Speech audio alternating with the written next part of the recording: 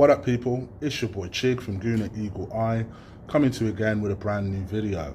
And this time it's a preview. Yeah, it's been a while since I've done a pre-recorded preview before, but it's Valentine's Day. This is the day where wifeys all around the world pull rank. So you got to do what you got to do. So yeah, I ain't gonna be about tonight. But anyway, let's get on with the game. And speaking of Valentine's Day, it's about time we're owed a win. If they really have love for us, they owe us a win, don't they? Maybe for once, we'll be the ones to inflict a Valentine's Day massacre, or a belated one, because the game's on Sunday. But let's see, shall we? Anyway, obviously we move forward into this game, where this is the first game after the winter break. And you know, the Arsenal players were very adamant. The one thing that very much came front and centre out of that game was out of that winter break, was they were very adamant on letting you know that they are in a lot better place than they were under Unai Emery, even though they're still 1 win in 8 now. And that we will see better performances. They promised better performances over the course of the rest of the season. You would hope as an Arsenal fan it would get better than what we've seen, because quite honestly this has definitely been the most disastrous season to my memory since I've been born, to the point where we are actually flirting with the idea of having a relegation battle. In all honesty, you still can't really confidently say that we're not necessarily out of it. Until we hit them 40 points, we're not necessarily out of it, as crazy as that sounds.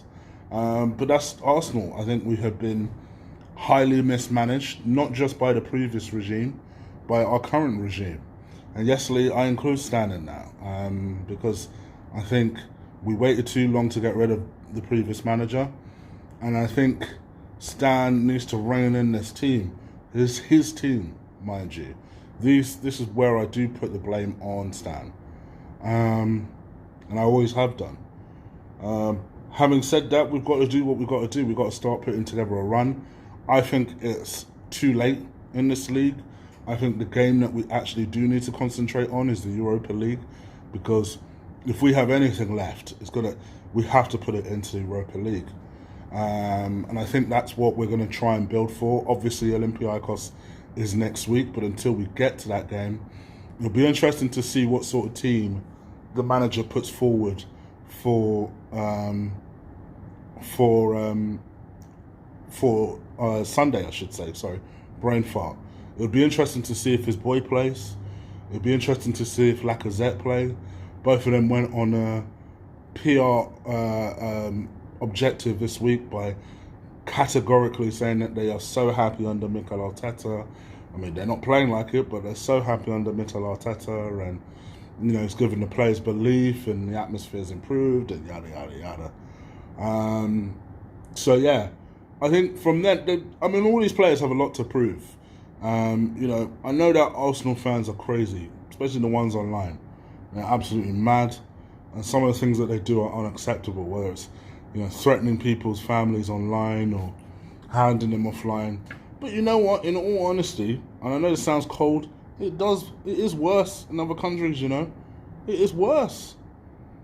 And I think they need to be able to say to themselves, all right, we ain't having a great season.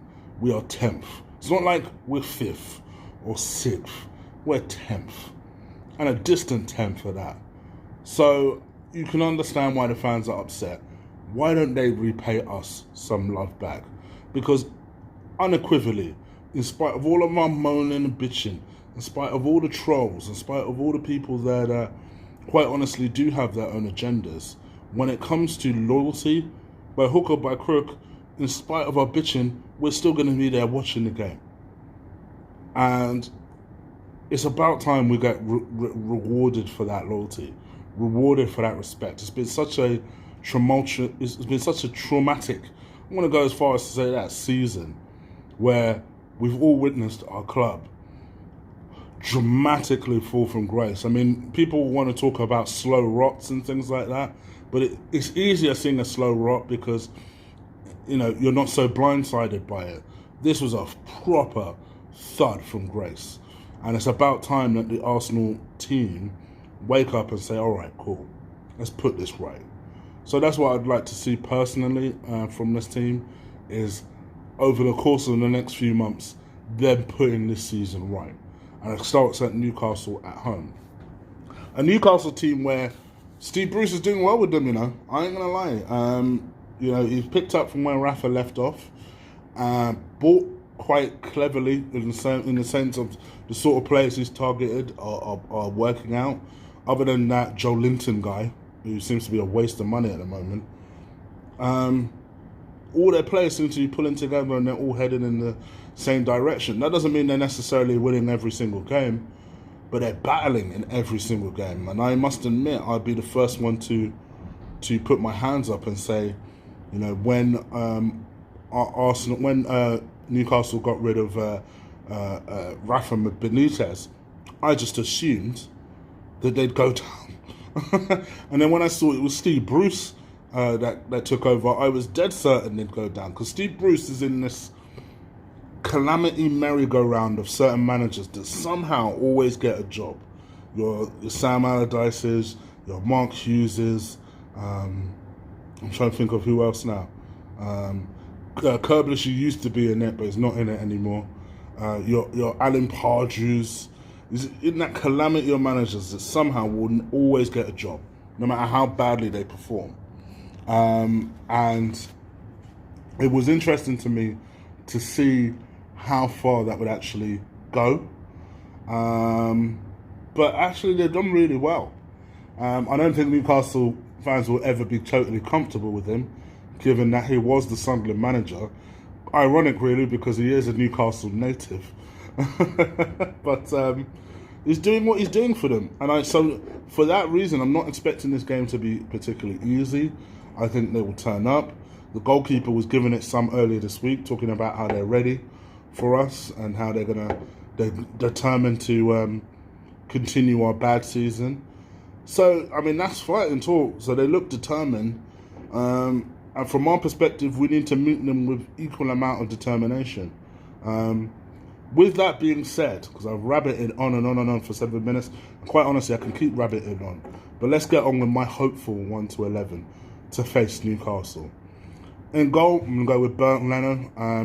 I've said over the last couple of days that I'm still not 100%. Sorry, I pressed stop for some reason. So yeah, I've said over the last couple of days that I'm not 100% convinced by Leno. I think people have kind of got it twisted and thought, what, you don't like Leno now? Nothing against Leno at all. For me, I'm just waiting for I'm waiting for that point where I say, okay, he's turned into a world-class player. But consistency will help me do that. And he has been much more consistent this season than he was last season. I will say that for him. So for Bernd Leno, I'm going to stick him in goal. On the right-hand side, I'm going to go with Hector Bellerin. Bellerin, the winter break probably came at the wrong time for Bellerin. I actually thought he'd been performing really well up until the winter break. Last couple of games he came back from injury, played pretty well. Hopefully the further rest, a bit more rehab, a bit more hot weather has kind of got into his bones and he's now performing well. And I hope he continues performing well. So Hector Bellerin on the right-hand side. In goal, in defence. Now, this is interesting. Now, to me, I'm not going to play Mari. I'm going to play him in the Europa League. Spoiler alert for that preview. So his debut, I'll give him a few minutes, almost to kind of get himself acclimatised to the Arsenal fans and say hi to them. But he won't start in this game for me. So with that said, I'm probably going to go with... I don't know if Rob Holding is fit or not. I didn't look at the team news before this. I'm going to go with David Luiz and Socrates, reluctantly. I will say this for David Luiz. I don't rate him as a defender. I don't think there's anything that can convince me he's a good defender. Having said all that, at least he's been performing well. And I think with Luiz, when he's performing well, you take advantage of that purple patch of his. So David Luiz in defence next to Socrates. Left back, I hear that Kolasinac is back. Nothing against Saka. I'm playing Kolasinac as left back. For me, you'll see what I do with Saka in a minute. In the middle, I'm going with Torreira and Granit Xhaka. They're our best midfield duo. I give Granit Xhaka credit in that he's starting to redeem himself. Does that mean necessarily that I would welcome him back and I don't necessarily want him to leave? No. Am I aware that Arsenal fans will kill me for saying such a thing? Yes, because I know that as soon as you play 5 or 6 games well, all is forgiven. Not for me. You need a little bit more consistency than that. But I give him credit. I've said it before on Lee's Watch Along. I've said it before on my player ratings, and I'll say it again. For me, I commend him for having amazing mental strength. He has amazing mental strength, clearly, from everything he's done in terms of coming back from, the abuse that his family's received, to then, facing Arsenal fans and that whole ordeal, to coming back and playing well. That takes a different level of mental strength. So he's done that and he's doing well, and I'll give him the credit, all the credit in the world. I hope he continues that. So yeah, Torreira and Xhaka, for me, no problem. On the left-hand side, I'm going with Saka. Because, to me, I think he's playing very well. I'd like to see him continue in his actual position. I think his actual position, to be honest, is left wing back. But I think, he's growing in confidence. I know he has this contract dispute. I'm still not overly concerned by that. I still feel like he'll do quite well. And I'm expecting him to continue on that vein of form and continue doing well. So with me, I'm going to go with Saka on the left-hand side. On the right-hand side, I'm bringing Pepe into the fold. Hopefully, a little bit of hot weather, a little bit of belief from the manager will help Pepe continue to kick on and develop. I know that Reece Nelson is back, which is great news, but I'm going to go with Pepe on the right-hand side. In the middle, I'm not going to play the superstar. I am going to play Ceballos, because what's the point retaining him if we're never going to play him? And I don't understand at the moment why we're not playing him, so I'm going to go with Ceballos. Up top, I'm going to go with Aubameyang. Back from, obviously, suspension in the last game. I think he's looked lost since we're forcing him out on the left. And I think it's time to return him into the middle. He's our captain. He's our most dangerous player. So play him in his actual position. So that, for me, is where is my team heading into the Newcastle game. Provided we play that team, I'm fully expecting us to win 2-0. I think it will be a tight game initially, but I think we'll eventually start to ease away from it and do our thing. You guys let me know what you think. Leave it in the comments below. If you like this video, my light squad, you guys are my ride or dies. But the thing that I need you guys to do is absolutely crush that like button for me. Destroy it. Drop kick the crap out of it. Stump a mud hole on it. Abuse it. Give it a Valentine's Day beating for me. And make sure you drive those likes through the roof.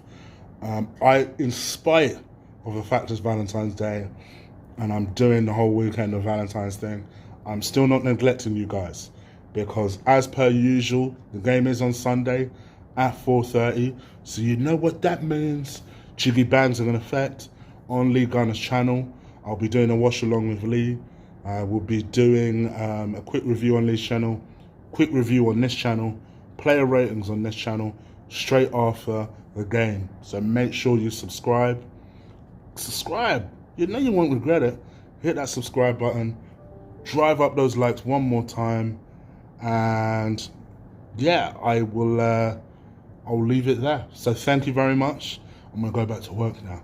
Take care. Peace.